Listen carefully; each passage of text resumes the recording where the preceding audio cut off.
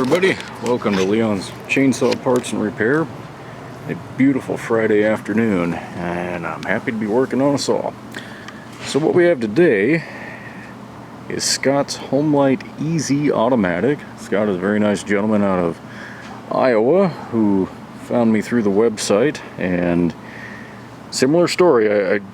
I'm amazed how many folks have gone to their local saw shop and been told, we don't work on Homelites, that's not worth repairing, we can't get parts, on and on and on. Well, anybody who's been to my website knows that you can get a lot of parts. Now, no, you're not going to find a piston and cylinder for a Homelite EZ or a 750, but pretty easy to find one for an EZ if you had to.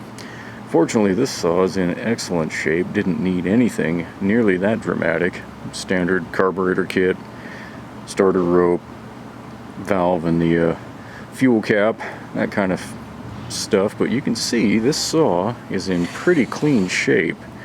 I mean, some of the black is still here. The handle obviously hasn't done too much falling because most of the logo is still here. Did add a spark arrestor to the factory muffler, which Homelite did release that a little bit later.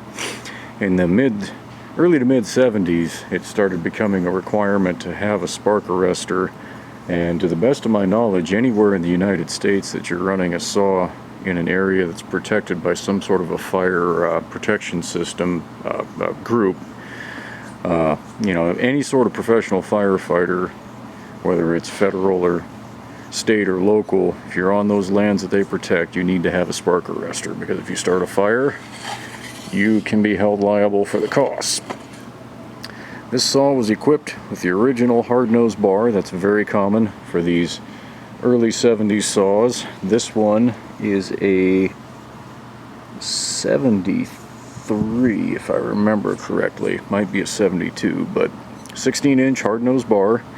The rails are hardened, and I'm being very careful because even with good oil like this one has, these do get warm, very warm. In fact, you can melt a fingerprint if you're not careful. But the thing to look for is burn marks, and there are no burn marks. If you start seeing blue or black, that's when you know that your chain's not getting enough oil, or it's too tight, and you're doing damage to the bar. These are hardened rails, but they can be destroyed. This one needed a little bit of straightening, like most of them do. Tightened up the grooves, ran it over the bar shop, and trued everything up nice and flat. On a hard-nosed bar, the proper tension on a chain is just about like that. You want to see it sag just a little bit when it's warm. It's too tight, you really are going to heat these things up.